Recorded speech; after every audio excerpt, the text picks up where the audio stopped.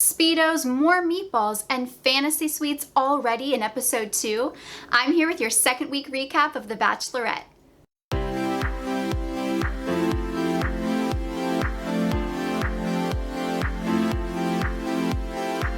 Welcome to Roses and Proposes, your go-to Bachelor Nation recap show. I'm your host, Kelly Johns, bringing you weekly recaps of Gabby and Rachel's journey to love. This episode starts with a never-been-done-before group date. A men's pageant where they sport Speedos and showcase some sort of talent to Gabby and Rachel. Jesse tells them the guys that show the most heart and creativity and skin may be invited back to Gabby and Rachel's place for an after party. Side note, I'm totally over these type of group dates that they do on every season now, whether it's The Bachelor or The Bachelorette, where they have the contestants, men or women, basically get almost naked, and then when they edit, they put the black boxes over their parts, and then it's, supposed to be so funny and they're giggling about it. I'm just like, we're adults, some people are comfortable being naked, some aren't. Let's not force them to do it, and let's not giggle about nudity. It's just weird and I don't like it. So the men have to put on these Speedos, different designs, and then they're covered up in robes. They have to take them off. They strut their stuff for the ladies, and they're all cracking up, But then they also have to do a talent for the ladies. So some of these guys are juggling, dancing. We have Logan do the worm. Meatball, of course, has to stay in character. He pours a whole bottle of pasta sauce all over him. That's a talent, I guess. And then Chris decides to sing a jingle like, I've got Gabby to my east and Rachel to my west, and I will show you that I'm the best. Something like that. You could see Gabby's face. She was just like, she definitely doesn't hold back on how she's feeling and her reactions. And we're going to see a lot more of Chris later on in the episode. This jingle by Chris was pretty tone deaf and not impressive, but he's feeling super confident. He's going to get invited to the after party, and he is a self-proclaimed alpha leader. Well, Chris was very mistaken, obviously. And the men that are invited back to the after party are Avon, my fave, Johnny, Logan, Brandon, Colin, and Jason. Also, I'd like to point out that Brandon is only 23. During this after party, we see Jason right away tell Rachel that he is only here for Gabby. So Rachel's a little upset by it, but we of course appreciate his honesty. And remember my week 1 prediction, I said that I think Gabby's gonna give her final rose at the end of the season to Jason. Rachel's kind of feeling down because she's not connecting with many men until she hits it off with Logan. They have a great conversation, they make out, he's very complimentary to her, and she tells the camera she really likes Logan. Then we immediately see Logan go talk to Gabby. Kind of says the same things to Gabby, super complimentary, flirty. They make out. Gabby tells us she really likes Logan too. And then we see Rachel and Gabby talk to each other. And Rachel's the first one to say, hey, I really like Logan, we kissed. And Gabby takes the very mature route, I think, and just is happy for Rachel. She doesn't tell her that she also kissed Logan and likes him. Now it's time for the ladies to give out their group date rose. Rachel, of course, gives it to Logan, and Gabby gives hers to Johnny. We didn't see a whole lot of him, but she seemed to really like him during the pageant, and I guess they hit it off too at the after party. Then we get to the first one-on-one date of this season. Rachel chooses Jordan V, the race car driver from Alpharetta, Georgia, really close to me in Atlanta. So they go to a zero gravity experience on a plane, and Rachel's like, yeah, I get to show him, my side of flying, and he's so nervous, which was kind of cute.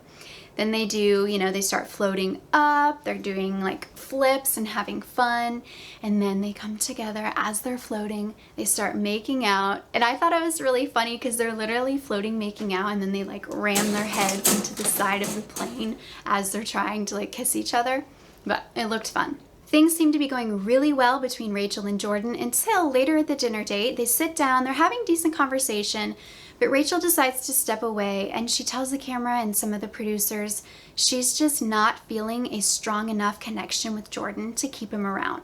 So she makes the tough decision to send him home. And this is a huge moment because, as Bachelor Data pointed out on Instagram, follow them if you're not, This rarely happens on any of these Bachelorette shows. Usually the first one-on-one is someone that stays a pretty long time throughout the season. And even if there's not a huge connection, since it's the very first date of the season, if there's some sort of little spark, they get a rose and stay. So I think this is telling that Rachel really stuck to her gut here, and she just kind of knew, I like him and I want to like him more, but she knew long term, it just wasn't there. Also interesting to think about, Jordan's gone. Gabby never really got a shot with Jordan. So I'm wondering, did the ladies talk about it beforehand? Did Gabby say like, look, you can send him home if you're not feeling it, because Gabby maybe knew that she definitely had no interest in Jordan either. But I'm curious to see how that will play out throughout the season. And now we see more of Chris, alpha leader, back at the mansion with the guys, and he's telling them that he's so confident he's totally going to be here till the end. He's like, I'm totally going to make it to at least top 4, but if I'm at fantasy suites and the women decide to have sex with other men, I'm totally out. And they're like, dude, why are you even bringing this up already? Like, it's week 2, you're talking about fantasy suites. And also, Chris, just so you know, buddy, real fans know, fantasy suites is top 3. He kept saying it was top 4, so he doesn't even know. Now it's time for Gabby's first one-on-one. She chooses Nate. He comes to the mansion, her mansion, where she's living with Rachel. He comes in and they sit down with Rachel in the kitchen and have a little champagne date with Nate, Gabby, and Rachel. I thought that was really weird. Then Gabby and Nate go outside. They start hitting it off right away. They have really natural chemistry. They make out, of course. They go on a fun helicopter ride, and then later at their dinner date, Nate tells Gabby that he is a father to a beautiful baby girl. They get really emotional about it. It's a really sweet moment. And then Gabby tells the camera that she's not sure if she's ready to be a mother yet, but she really likes Nate, and she really wants to give it more time to see if they build an even stronger connection and to see if she can get there. So, of course, Nate gets Gabby's rose. Then we go into the cocktail party before the rose ceremony, and Quincy, Prince, Jordan H., and Hayden decide that they need to tell the women about what Chris said about fantasy suites. So they first talk to Rachel, and she's totally grateful that they told her. She's not happy about this information, so she immediately tells Gabby, and they decide they're going to go confront Chris. Chris doesn't really back down on his stance, and he's honestly a bit condescending to the women. Everything that they're voicing, he's just kind of shutting down and in a way telling them that they're wrong. And they just decide right away, look, man, you need to go home. It's not going to happen. So he's like, oh, okay, what do I do? And pretends he doesn't know how to walk out of a building. So he walks out, but then shortly after, he decides to come back in to address the men that caused this drama, even though it was him who caused it originally. I think that maybe the producers encouraged him to come back in for drama. We wouldn't put it past them, right?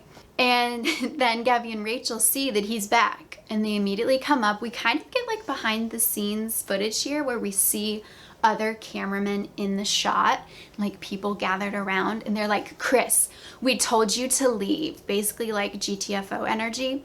So then finally he leaves for good. There were some good moments, though, from the cocktail party. Rachel hit it off with both Tyler and Zach, shared a kiss with both of them. And then we see Gabby making out with Eric again, who she made out with on night 1 as well. And then we see Rachel have a slight connection with Mario, but she's feeling a little awkward. She doesn't know if she can pursue that because Gabby gave her first impression rose to Mario on night 1. And finally, the rose ceremony. The women explain to the men that if they receive a rose, it means that both Gabby and Rachel want them to stay. Gabby's first rose goes to Jason, again, top pick for me for Gabby, and Rachel's first rose goes to Avon. Gabby and Rachel decide to let 6 men go home: Ryan, Matt, Justin, John, Brandon, and Colin. I was a little surprised at some of these eliminations, like Ryan, who hit it off with Gabby last week, and I thought he was going to go pretty far. So that was kind of shocking. And then Matt, who we really haven't seen these 2 episodes. He hasn't had much screen time at all, but I think that he is super attractive. So that was just crazy to me. And of course, as the credits roll, we see a silly date with Meatball and both Gabby and Rachel sitting with him having spaghetti and meatballs. Gabby and Rachel do the Lady and the Tramp noodle thing, and they almost come in for a kiss, and Meatball's like, oh, you should have kissed. And Rachel jokes that if Meatball keeps feeding them before every rose ceremony, then he's going to be here till the end. So we'll see if that happens. I don't think it will. Well, that's it for your second episode of Roses and Proposes. Let me know in the comments your final predictions for the end of the season. Also, let me know if you're over these corny half-naked dates. Don't forget to subscribe, turn on notifications, follow me on Instagram, and I'll see you next week.